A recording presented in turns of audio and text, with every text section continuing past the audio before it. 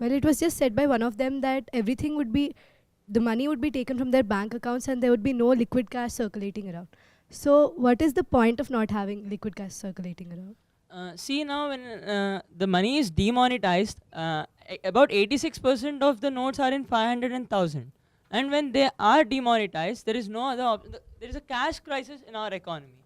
Then the money circulation will not be done properly because of the cash crisis. Then the farmers should be paid to the bank accounts. There is no other option of payment. Is it just for the time being? Is it just it's just for time being? Okay, so back when the Kisan Vikas Patra was introduced and many other norms introduced with it, what the farmers in Punjab and even in Assam and the northeast and even on the coastal borders had taken advantage of it and had started growing drugs, illegal drugs. And this even led to a cross trade between borders and even on seas. Don't you think if you provide them with 20,000 every week, once again, won't they do the same thing? And this drug trade was even brought up in the United Nations Office on Drugs and Crime, Okay, which is a big issue. I think we've got your question. One thing. Don't you realize if you give around 20,000 rupees, okay, agree that your works pretty well, they get the money, they get the crop. Wouldn't that lead to inflation? Wouldn't all the values again drop? Wouldn't they be falling on debt trap? And giving 20,000 rupees is not that easy. Do you know the number of farmers in India? How do you want to keep a track record of everyone? Landless people. How we are going to make it assure that landless people get it? People with land get it. How do you only taking rent will be around 10,000? Okay, I think we've got your question. He said giving 20,000 per week is not a joke. But what I would say is, now the government has set a limit 4,000 per day. They can exchange up to 4,000.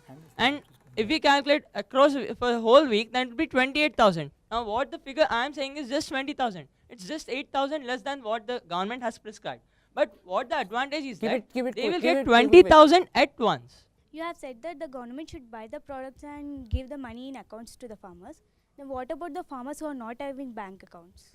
That's why in 2014, Prime Minister's first initiative was to create Jan Dhan Yojana.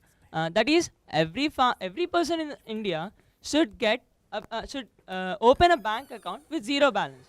And actually, we wanted to ask that if the government is giving the farmers 20,000 rupees, okay, and if the farmer is a fraud farmer, means he's not actually a farmer, his occupation is not farming, then what?